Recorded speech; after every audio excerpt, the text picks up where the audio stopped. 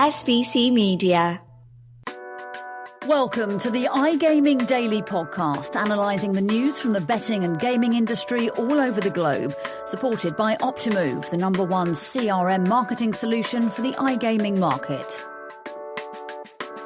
Staring at my rearview mirror, and all I can see is SBC Summit Latin America 2024, which is now in the books.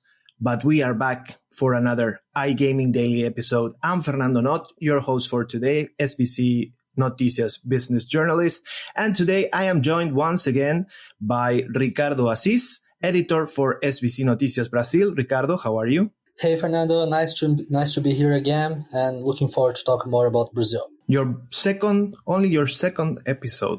How are you feeling? Yeah, I think I'm feeling a little bit more confident because the first one was in person, so we could, how can I put it, get to know a little bit better, and now it's easier to talk with you guys. Amazing. We already recorded the icebreaker, but for icebreakers, there's no one better than a relationship manager for Brazil, like Isadora Marcante. Isadora, how are you today? Hello, Fer. Hello, Ricardo. I'm really happy to be here. I was so sad that I couldn't join a podcast last week during the event. But as Anaya, our producer, says, I was too busy. And as you say, Fer, doing relationshiping with people during the event, which was great. So I'm really happy to be here again. A big shout out to our producer, Anasha McDonald, like we call it in Argentina, no? Anaya McDonald, thank you very much, as always. But we are here today with these lovely Brazilian people who were in talks with a lot of other lovely Brazilian people last week at SBC Summit Latin America, because there's a lot going on in Brazil, like pretty much every week since, or for the last year, maybe, or even more. Like, as there's been a lot going on in Brazil. But before we go down the Brazilian regulatory road, a big shout out to Optimove, the #1 CRM marketing solution for the iGaming market and sponsor of iGaming Daily. As a special offer, Optimove are offering new clients a free first month when they buy Optimove.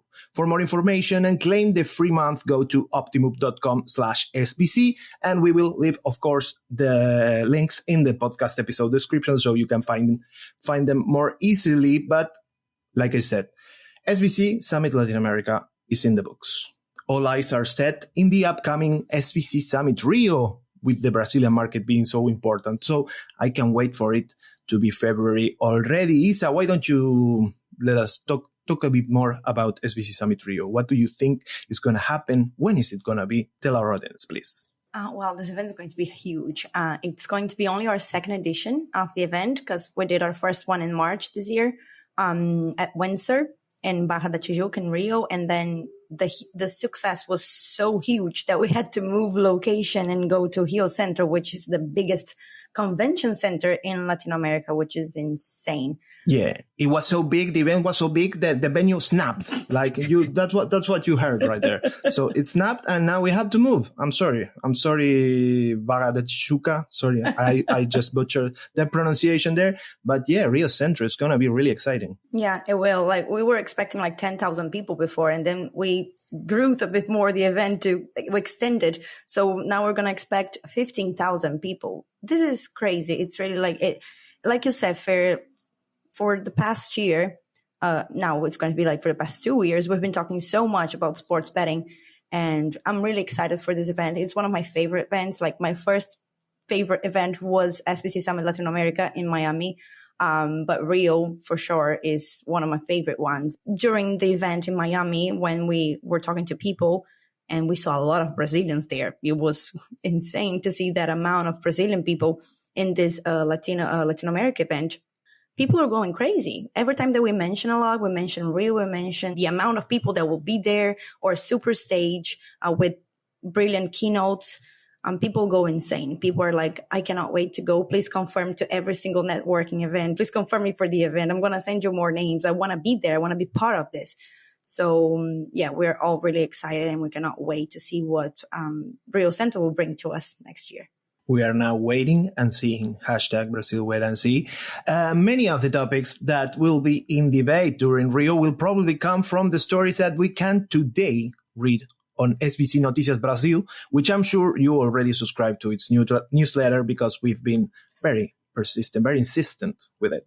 So Senator Rodrigo Pacheco, for example, or Pacheco, like you would call him in Portuguese, he backed President Lula da Silva and said the gaming industry will be shut down in case they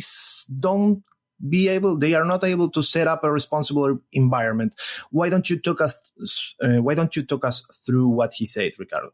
Yeah, Pacheco was present in the Lead Brazil conference in London, and he said the same thing that Lula and Geraldo Alckmin, the president and vice president of Brazil, had already said, that if the regulation doesn't work in the way that they hope it will, there are going to be consequences, and they may shut everything down. So in the SBC Summit Latam, we were able to talk with Irajá Abreu, who is the rapporteur of the bill that is going to regulate the physical casinos in Brazil, and he was a keynote there. And I was able to talk with him about what Pacheco said, and he said that it's really important to regulate well the online gaming, but that can't affect the physical casinos bill, because it's something that can generate loads of money in tourism and in taxes from the country, and they hope to approve the law this year. Yeah, it's a very particular case in Brazil because it's probably the only country that has moved forward with regulation for the iGaming market before going forward with the land-based casino industry, or the land-based gaming industry, since it has been forbidden for like 70 years or something. So it's really a unique scenario in Brazil right now. And I think that's why it's so interesting what's going on down there. Yeah, and Pacheco even said that it was a mistake to approve the online gaming before the physical casinos. So Pacheco and Irajá are on the same page regarding this topic. Yeah, we already talked about this scenario where the gaming industry gets shut down in case things don't work. We already talked with Isa here on iGaming Daily about President Lula da Silva saying, if the industry doesn't work, we will shut it down. Which doesn't make any sense. Yeah, we're now getting more clarity about what he meant originally. Like, he's talking about responsible gambling, of course, and promoting a safe environment for the industry here. That's what we can pick up from what Pacheco said and Lula said. When Lula first said it, of course, it sounded a hell lot of strange. But yeah, we kind of understand what he meant now. Brazil is having a lot of trouble to block the sites that are not allowed to operate in the country, because I think last week the Minister of Finance sent another list of more than 1,000 sites that they have to block because they're not legal to operate in Brazil. So it's not that easy to shut down the industry.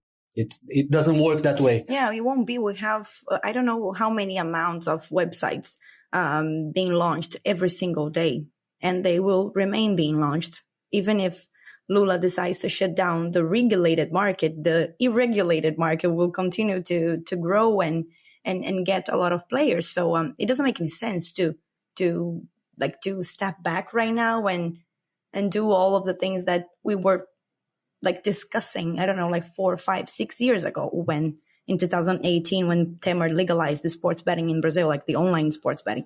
So it doesn't make any sense. It's weird to see how the path the federal government is taking in order to regulate this industry and to promote actually responsible gambling, because they are worried about it, but they don't really know how to do it in the right way. It's just crazy. It's insane what we're seeing lately. Yeah, but the industry is working hard for promoting a safe environment, so I don't think it's eventually going to be a problem, right? So, but even though, you were talking about unregulated market, para jogar tem que ter regra, no? Yes, that was perfect. Yeah, see? Oh, no. Yeah, okay, thank you very much. To play, you have to you need to have regulation. That's what the Brazilian Institute of Responsible Gambling said in a recent statement. They were also, of course, at SBC Summit Latin America, but just a few hours ago, they released this statement. They issued this statement saying,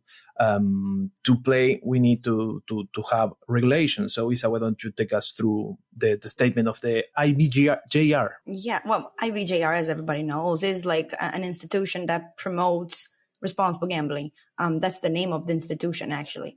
So they just launched a manifesto talking about how to play with transparency and integrity and respect for the rules and for the fair play, obviously. So actually, like it's a very short manifesto. They just separated into like 4 main pillars that they already work with to promote the responsible gambling industry in Brazil. And the pillars are the ones that we're already aware of, like regulation, which is beneficial not only to the industry, but to the civil society as well, because like we talked about so many times in this in the iGaming Daily podcast, that with the regulation, people can actually have the rights secured.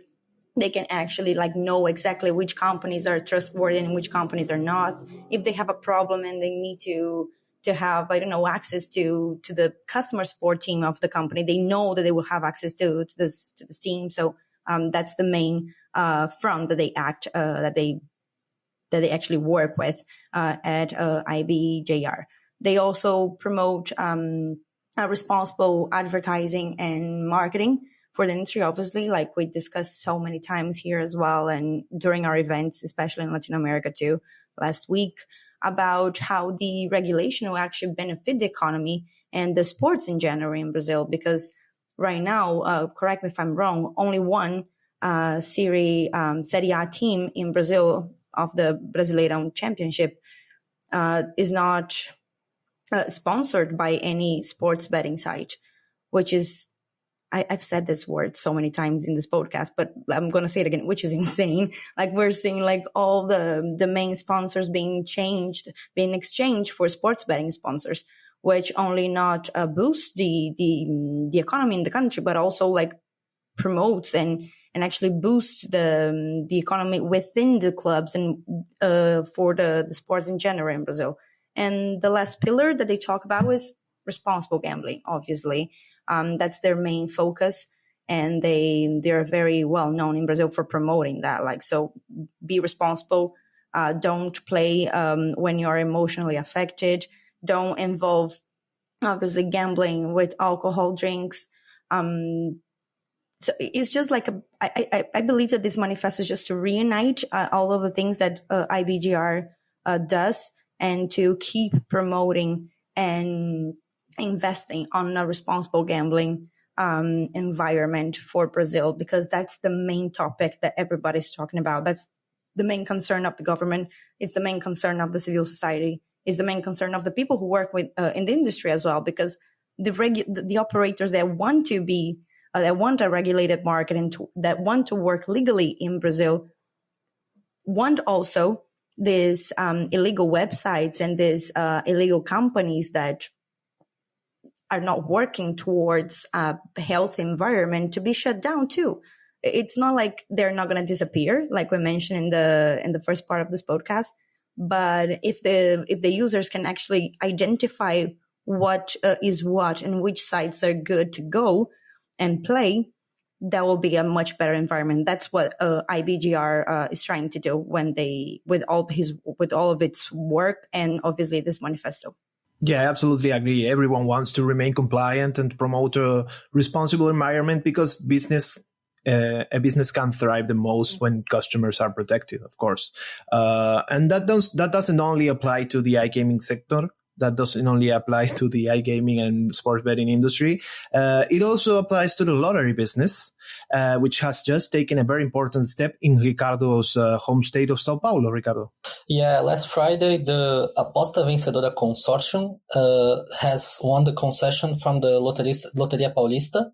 The auction was held at the B3 headquarters in Sao Paulo, and the winning bid was from around 600 million reais. And with that, the government of the state of Sao Paulo plans to raise 3.4 billion reais over the next 15 years, that's the time that the concession is valid. So, yeah, this money is going to be invested in the healthcare sector here in São Paulo.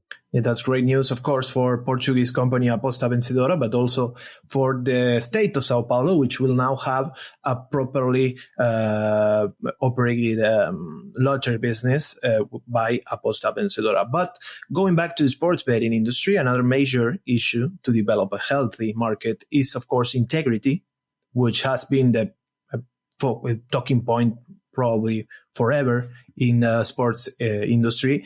But it seems to be lacking integrity among some players who allegedly participated in some match fixing schemes, some Brazilian players that have participated in these schemes. Yeah, that's a problem here in Brazil. Last week, the senator that's responsible for the CPI das Bets said that some investigated people have turned two players that had played for the national team of Brazil. He didn't mention the names, but we think it may be Luis Henrique and Paquetá, who are already being investigated. And also today, another big player here in Brazil, Bruno Henrique, who plays for Flamengo, one of the biggest teams here in Brazil, was targeted this Tuesday by the Operation Spot Fixing that was launched by the Federal Police and the Public Prosecutor's Office of the Federal District. So it's really similar to the cases of Paquetá and Luis Henrique, that in this, the police thinks that these three players gave information for relatives and friends saying that they would make a foul to receive a yellow card, and they betted on it. And in this case, the police, with the aid of IBJR and Sport Radar, saw that they had like a spike in the bets on a yellow card in Bruno Henrique in this game, and he received a yellow card. It was a game that was played last year in November, if I'm not wrong, against Santos, and he received a yellow card and later get a red card in the game as well. And all the bets were made by recently created accounts and in the names of relatives and friends of Bruno Henrique. So we have to see how this unrolls, but it does not look good. Yeah, we were talking before the podcast that it seems like they apparently were like helping their relatives or something like that. But of course, that's for the justice system to decide and to investigate. But yeah, it reminds me of the case of Sandro Tonali, of course, the Italian player, but it was so different. In his case, he actually got the suspension and is now playing again. But Paquetá and Luis Henrique are actually facing a lifetime ban from football worldwide. So that's probably because the Sandro Tonali thing was only betting in favor of his own team, so he violated the FA rules. But the FA wants to send a message. Yeah. It can continue this way. We cannot see only like players who play for lower categories being banned for life, and big names, if they actually did it, because we don't know yet, but if they actually did it, they cannot just get a suspension and, I don't know, a fine, and that's it.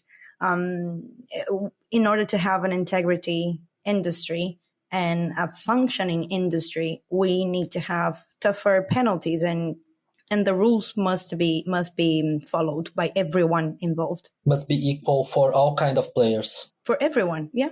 And I think it's so serious with Paquetá and Luis Henrique because it's actually negative things for their team. While in Sandro Tonali's case, Sandro Tonali is always trying to push his team forward and influence the result in a positive way, right? Winning. Without the bets. And so he was betting in his own favor. The actual performance factor would remain the same. He would just push forward for his team to win, like you would expect in a football exactly. team. You're not jeopardize your own football club or the football environment in any way. Yeah, and it was a similar case with Ivan Toney that now plays for Saudi Arabia. He got a suspension as well, but it was like for violating. Players can't bet as a whole. So he was betting on his team, in other teams, but he wasn't trying to manipulate the game. Yeah. Like you said, it's very different cases. Of course, you can read all about this in SBC Noticias Brasil. That's sbcnoticias.com/br, and make sure you subscribe to the newsletter so you get that on your email every week. And of course, this is not exclusive to Brazil, the integrity issue, because there's some cases under investigation in Argentina, specifically in the province of Córdoba, where Federal A tournament team called Sportivo y Biblioteca Atenas is actually being investigated after losing 3-0 against Juventud Unida de San Luis. His president, Federico Felipa, is under investigation. Actually, we will leave the link to that story below. And today we reported a story, this week we reported a story in Mexico as well for the Alebrijes de Oaxaca, which are also under investigation by the disciplinary commission of the Federación Mexicana de Fútbol, the Mexican Football Federation. So they are under investigation after being last in the second division of the Mexican football. So, of course, this is a matter of a lot of importance for the industry to sustain integrity and to be a healthy and prosper industry for all actors that are involved. But that has been all for today. Thank you, Isadora. Thank you, Ricardo. Thank you to our lovely audience out there. And of course, thank you, Anaya McDonald, our lovely producer for iGaming Daily. And to all of you out there, we will see you in the next one.